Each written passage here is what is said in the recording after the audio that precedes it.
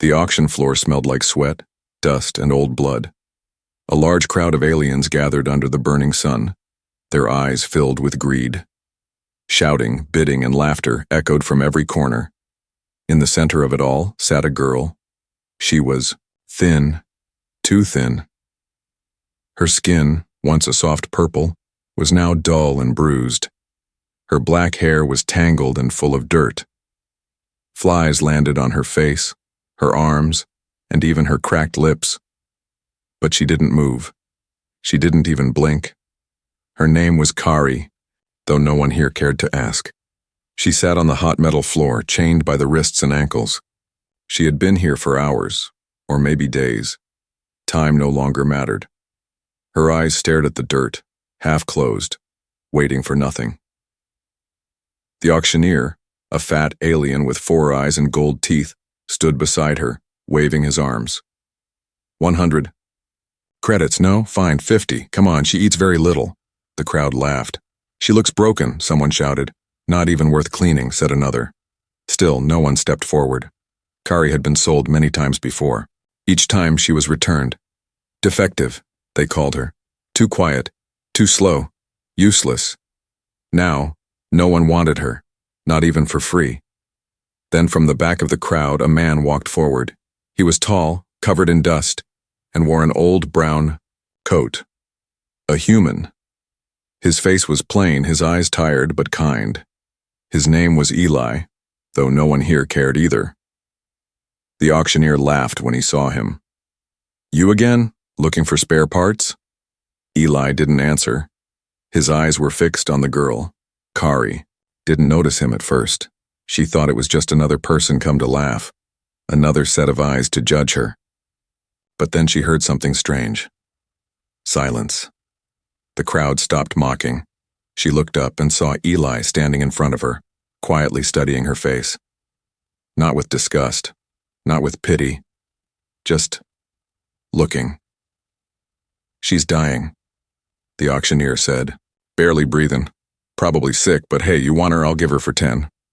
Eli didn't speak. He took out a small pouch from his coat and placed it on the table. The metal coins inside clinked softly. 10? The auctioneer asked. Eli shook his head. No, I'll pay full price. The crowd gasped. Some laughed again. You're crazy, someone shouted. She's not worth that. But Eli ignored them all. He stepped toward Kari and slowly knelt down. Kari's body trembled. She pulled back slightly, expecting a slap, a kick, a command. Instead, Eli pulled out a clean cloth and gently wiped the flies from her face. You don't belong here, he said softly. She stared at him, confused. No one had spoken to her like that in years. Not like a thing, not like garbage, but like a person. The auctioneer grumbled and unchained her wrists. Don't blame me if she drops dead before morning. Eli picked her up carefully. She was light as a feather. She didn't resist. He wrapped his coat around her and walked through the crowd. No one stopped him. No one wanted her anyway. As they reached the edge of the auction lot, Kari finally whispered, Why? Eli looked down. Because you were left like trash. But I see something else. She didn't understand. But her eyes closed, and for the first time in a long time, she slept. Later that night, Eli placed her gently on a clean bed in a small, quiet room above his workshop. He didn't chain her. He didn't lock the door. He just brought her warm soup and sat nearby waiting. She opened her eyes once just to make sure it wasn't a trick. He was still there. No weapons, no orders, just him. Quiet, watching her like she mattered. She didn't eat the soup. Not yet. But she didn't throw it away either. She simply held the bowl in her small hands and let a tear fall into it. Outside, the auction floor was empty now. The chains she once wore lay on the ground, but Kari wasn't there anymore. She had been seen, and someone had finally paid. Not for her body, but for her worth. The room was small and quiet. A single lamp flickered in the corner. The walls were lined with shelves of tools, old wires, and half-repaired machines. It smelled like oil, metal, and something soft, like warmth. Kari lay on a bed that felt too soft to be real. Her arms rested beside her, not chained. Her legs were free. She blinked slowly, unsure if this was a dream or a trap. The human had not returned. She sat up carefully, expecting to be shouted at. But no voice came, no pain, just the sound of wind outside the window. Her body ached. Her hands were shaking. She saw a tray near the bed, a bowl of soup, a piece of bread, and a small folded towel. Everything was clean, too clean.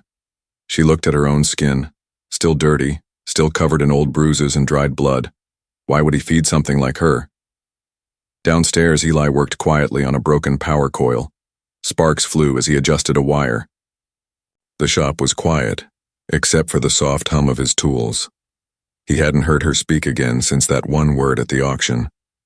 Why? He didn't expect thanks. He didn't need her to trust him. He just wanted to give her space, to breathe, to heal. He didn't know her full story. But he could see the signs. The flinch when footsteps came near. The way she avoided mirrors. The silence so deep it screamed. He didn't ask questions, he only waited. Upstairs, Kari stood slowly and walked to the mirror near the wash basin. The girl staring back at her didn't look alive. Her eyes were sunken, her lips cracked. Her hair looked like it hadn't been washed in months. She didn't recognize herself. Her hands reached for the towel, then stopped. If this was a test, if she used something without permission, there would be punishment. She had learned that before. She stood still for a long time. Eli climbed the stairs slowly and knocked on the doorframe. Kari jumped and turned sharply. Her eyes were wide like a cornered animal. "I brought clean clothes," he said gently, placing a folded set on the table. She didn't speak. She just stared. He nodded and turned to leave, but stopped in the doorway. "Kari," he said softly, using her name for the first time. "You don't owe me anything. You're not a slave here. You're not a thing." Her lip trembled. He smiled once, just a small one, and walked away. Later that night, Kari stepped out of the room wearing the clean clothes. They were loose but soft. She had washed her face. Her skin looked brighter now, but her eyes were still heavy. Eli was sitting on a chair, reading a data pad. He looked up, then quickly looked down again, not wanting to scare her. She stood for a moment, then walked to the corner of the room and sat on the floor. Not the couch, not the chair. Just the floor. That was what she was used to. Eli said nothing. He slid a second bowl of soup toward her. No words. No pressure. She took it. Ate it slowly. The days passed like this. Eli worked in the shop, fixed machines, ate simple meals, and always made sure there was a bowl for her. Kari stayed quiet but watched him closely. He never yelled, never struck her. He laughed sometimes, not loud, but soft, the kind of laugh that didn't hurt anyone. One day she accidentally dropped a tool while handing it to him. It hit the floor with a sharp clang. She froze. Eli turned and saw her shaking. She had curled into herself like she expected a blow, but he simply bent down, picked up the tool, and placed it back. "Next time, maybe hand it to me gently," he said with a grin. Kari blinked. Her lips parted slightly. Her first sound in days came out. "Sorry." He smiled. "That's okay." That night, Kari did not eat on the floor. She sat at the table, still quiet, still unsure, but something was changing. Before bed, Eli brought out an old music player. He placed it on the table and pressed a button. A soft, slow tune filled the room. Not loud, not sharp, just a gentle hum, like a memory floating through the air. Kari stared at the machine. Her fingers slowly reached out and touched it. "What is this?" she asked. Eli's eyes lit up. "Music. You've never heard it?" She shook her head. "Well," he said, "there's a lot I want to show you." That night, Kari slept deeply. No chains. No fear. just the quiet hum of music still, playing in the corner, and a human who saw her not as trash but as someone worth saving. The morning light crept into the small workshop room through dusty windows. Outside, the sky was pale orange. A slow wind moved across the dry ground. Inside, Kari sat at the table, both hands wrapped around a warm cup. It wasn't tea, just boiled water, but it was warm, and it was hers. Eli worked at the repair bench across the room. He didn't speak much, he just fixed things. Wires, gears, old engines, broken tech. Kari watched him. She wasn't afraid anymore. Not like before. 2 days ago, she wouldn't meet his eyes. Now she did. Not for long, but for a moment. He noticed. "You want to help?" he asked, not looking up. Kari froze. She had never been asked anything before. Slowly, she nodded. Eli smiled. He handed her a small tool. "Hold this steady. Not too tight." She did. Her fingers shook a little, but she held the piece in place while he soldered the wires. "There, we go," he said when it sparked to life. "Good hands." Kari looked at her own fingers, burned, scarred, thin, but useful. "Good," she whispered to herself. That afternoon, a delivery drone dropped parts outside the shop. Eli waved at the pilot. "Thanks." Kari followed him out. The sun was hot, but the wind was soft. For a moment, she tilted her head up, letting it touch her face. She had never done that before. "You okay?" Eli asked. She nodded. "It feels real." Back inside, she helped him organize parts. She was quick, careful, and quiet.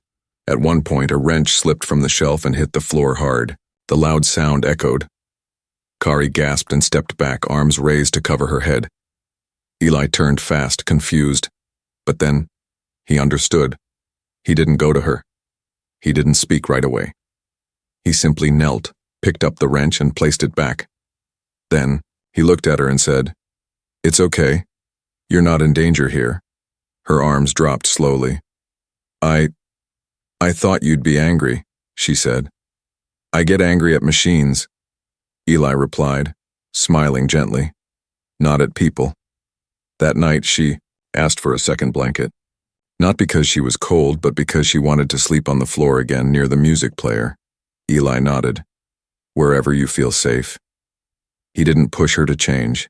He just let her heal her way.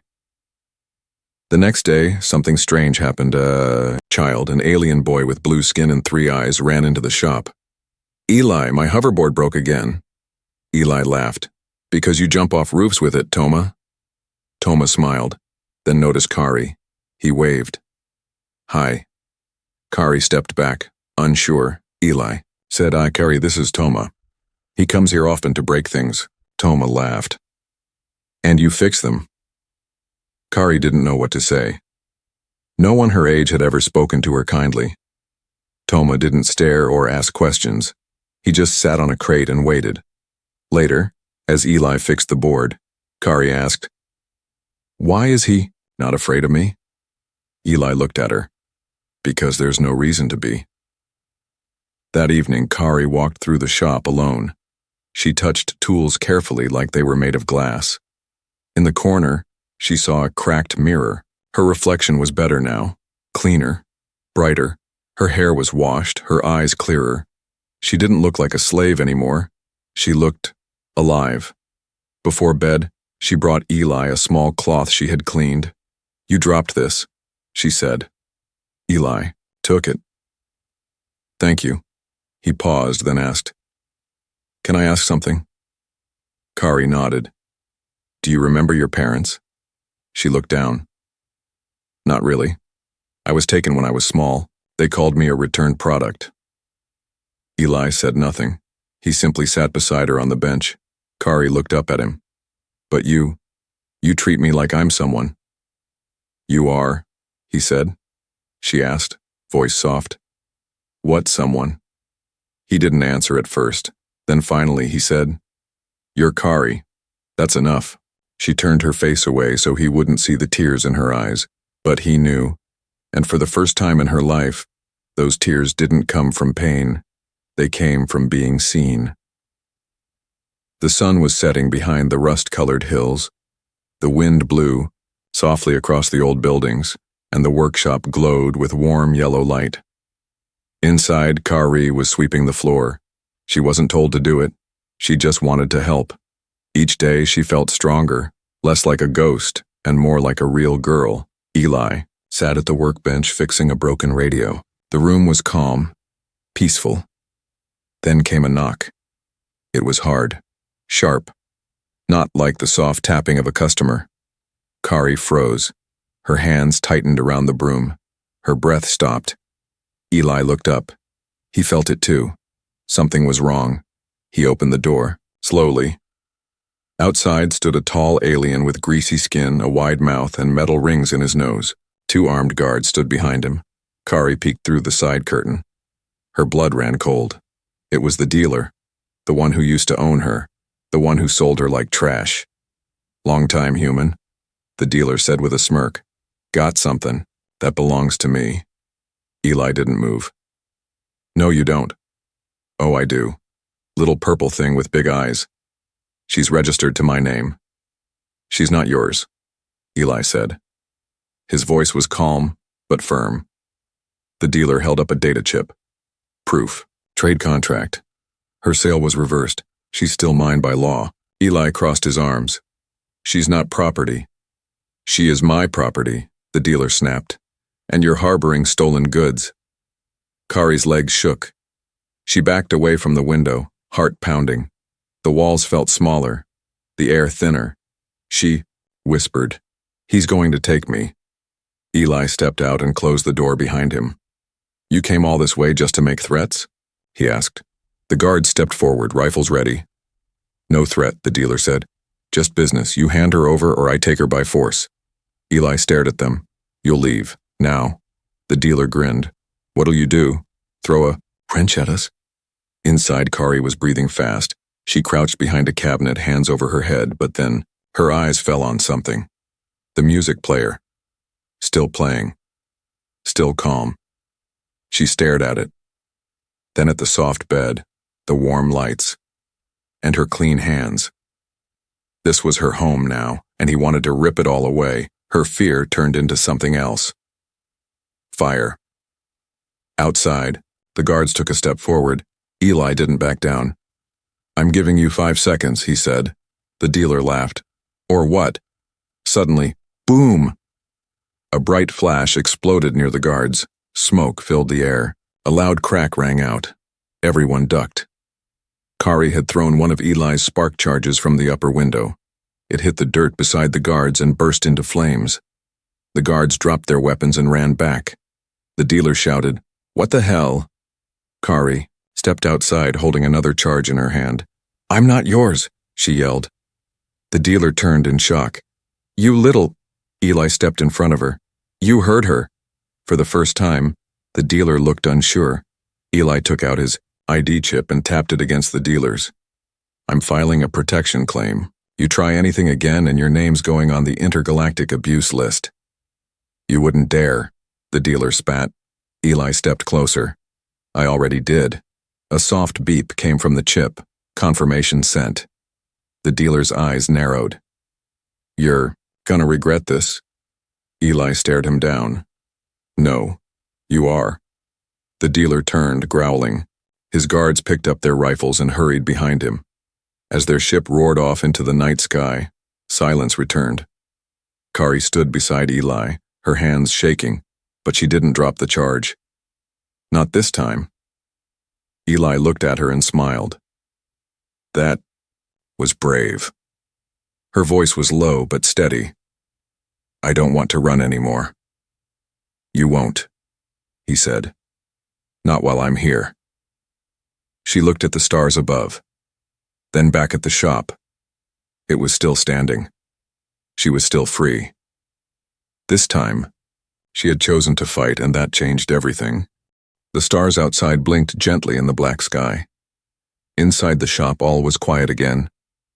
The dealer was gone, and the door was locked tight. Kari sat at the workbench, staring at a broken circuit board. Eli watched her from across the room, not saying a word. She had stood tall that evening, thrown a charge, spoken loudly, faced her fear. But now she looked tired, like her fire had faded and left behind cold ashes. Eli walked over and set a steaming cup next to her. "You okay?" Kari nodded slowly. "I'm not afraid of him anymore, I'm just tired of being afraid." Eli smiled softly. "Then you're healing." The next morning, Kari rose early. She stepped into the shop before Eli. The place was messy from last night, scattered tools, broken parts, dust everywhere. She grabbed a cloth and began cleaning quietly. Then her eyes landed on an old device sitting in the corner. It was small, round and half covered in rust. She picked it up and turned it over in her hands. The tag read, "Energy Core Stabilizer, broken beyond repair." Kari smiled. "We'll see." Eli entered an hour later and paused. Kari was hunched over the stabilizer. Tools all around her. She had already cleaned the inside, rewired 2 circuits, and had a data tablet open beside her with notes. He walked closer. "Where'd you learn that?" Kari didn't look up. "I used to sit near the tech room in the slave ship.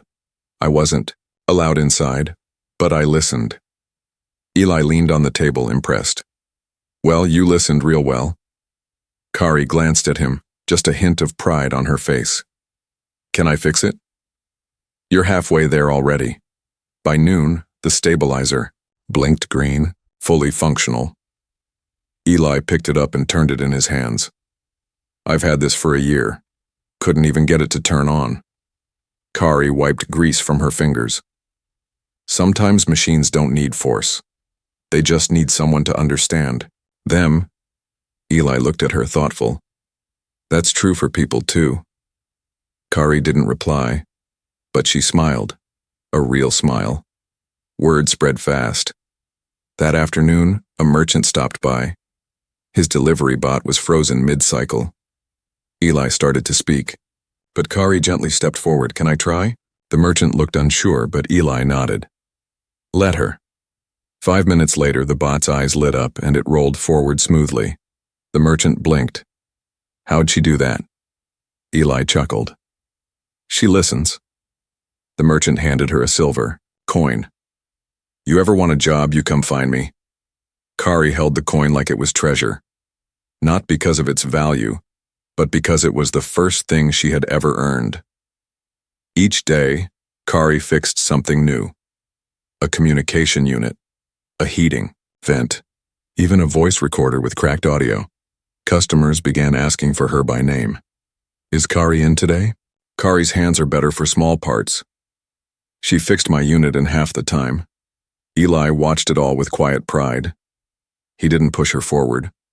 She stepped into the light on her own. One evening, as they closed up, Kari stood in the doorway watching the stars. Eli joined her. "Thinking?" She nodded. "I used to think I was useless, that I was just a mistake." He looked at her. "And now?" "I still get scared, but I also feel strong, like I matter." "You do." She looked down. "You gave me a place to heal." Eli shook his head. "You fixed more than machines, Kari. You fixed this shop. You fixed me." She turned to him. "You were broken?" Eli smiled sadly. "Lonely is a kind of broken too." That night, Kari returned to her bed. She placed the silver coin on her nightstand. Next to it, she added something new, a small gear from the stabilizer she had repaired. Symbol of something she once thought impossible. A future. Outside, under the night sky, the wind carried whispers of a new name. Not slave. Not broken. Not unwanted. Engineer. Friend. Family. The heat was unbearable. Machines were shutting down all over the town. Power lines sparked. Screens blinked and died. The sky above the dusty planet had turned a strange shade of red, as if warning something was coming. Inside Eli's shop, fans had stopped spinning. The lights dimmed to nothing. Kari stood near the window, watching people run through the streets. Shouts echoed from every direction. "Shut down the ports! Backup power failed!" The cooling systems are melting. Eli grabbed his tool bag. It's the main reactor, he said. Town grid's failing. Kari didn't hesitate. I'm going with you. They arrived at the town's energy center, an old steel bunker buried into the hill. The entrance was blocked by smoke and scared workers. It's too hot inside, one shouted. No one can go near the core. Another man added, the regulators are overloaded. If the system burns, we lose everything. Water, power, lights, oxygen. Everyone looked around, hopeless. Then a familiar voice said, let me try. The crowd turned. It was Kari. A woman stepped forward, frowning. You? The auction girl? She's the one who fixed my delivery drone, said a merchant. She repaired my home heater in 2 minutes, someone else added. She was left for flies, another muttered. Now you're saying she can save the town? Eli stepped beside her. She doesn't need to prove anything. She's already done more than most of you. Kari didn't wait for permission. She walked straight into the bunker. The heat inside was like fire in the lungs. Sparks burst from the walls. Warning lights flashed red. The air was thick and heavy. One wrong move could cause an explosion. Kari wiped her face with a cloth and moved deeper. The power core was huge, humming wildly, glowing hot. She dropped to her knees and opened the main panel. Circuits burned. One entire section was blackened. The safety lines had melted. The system was seconds from collapse. But Kari didn't panic. She had seen worse, lived through worse. Outside, the crowd waited. Some still doubted. Others watched in silence. Eli paced. The noise from inside suddenly stopped. Then, a new sound. Click, click, whir. The fans turned on, lights blinked back to green, and the reactor almed. Kari stepped out, her face covered in soot, hands black with grease, but smiling. She did it, someone shouted. A cheer rose from the crowd. A woman rushed forward. How did you know what to do? Kari looked at her calmly. I listened.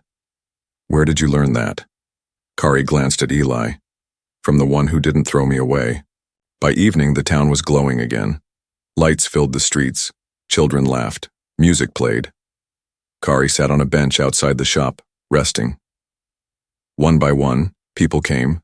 They brought food, tools, even gifts. Not because they felt sorry, but because they were thankful. A child handed her a small wooden pin. My mom says you're a hero. Kari took the pin gently. Her hands still shook from the heat earlier. I'm not a hero, she said softly. I'm just not invisible anymore. Eli sat beside her. You know, a few weeks ago, no one saw you. They looked through you.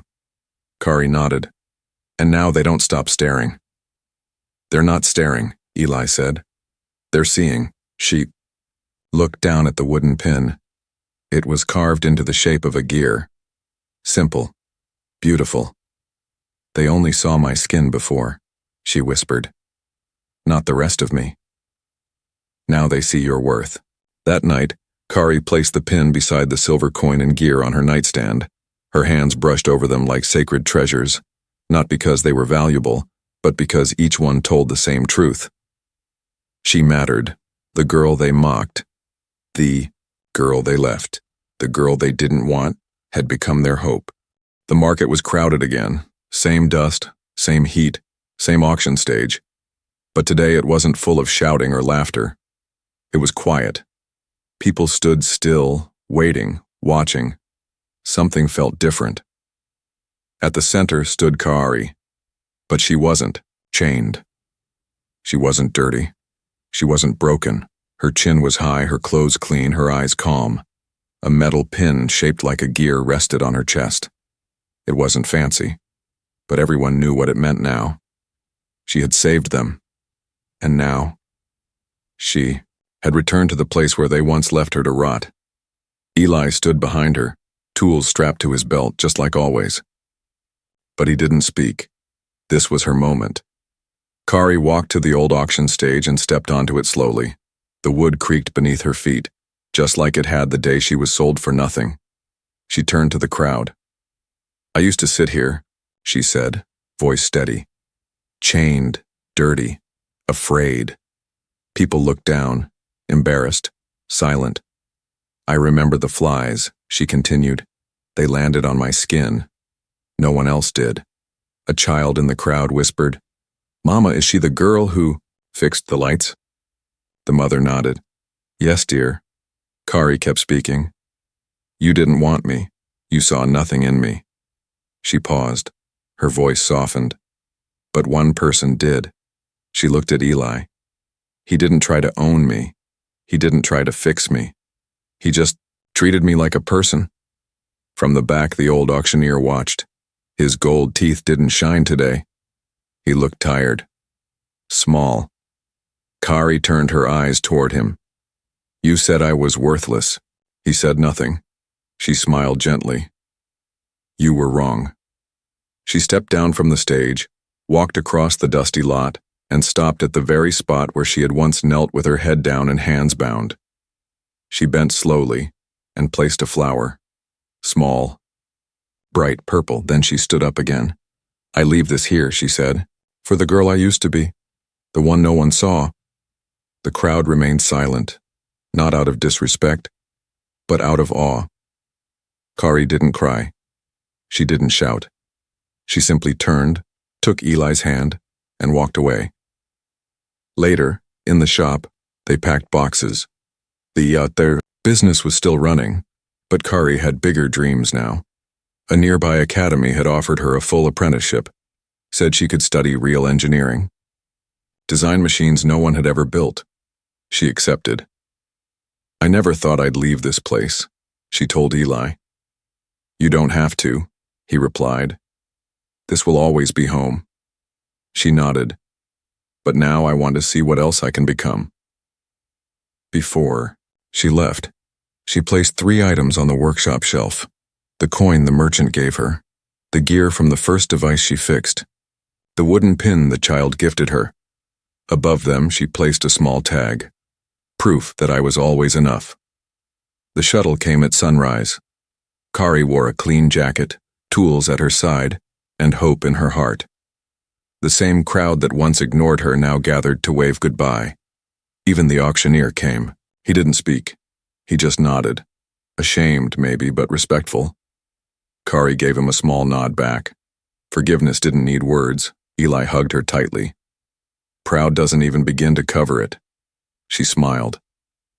"You saved me." "You saved yourself," he said. "I just opened the door." The ship's engines roared to life. Kari stepped aboard, heart pounding, not with fear, but excitement. New stars, new cities, new stories, but no more cages, no more chains, no more silence. As the ship rose into the sky, Kari looked down at the planet, once a prison, now a memory. She whispered to herself, "I was not for sale. I was waiting to be seen." And now, the whole galaxy would.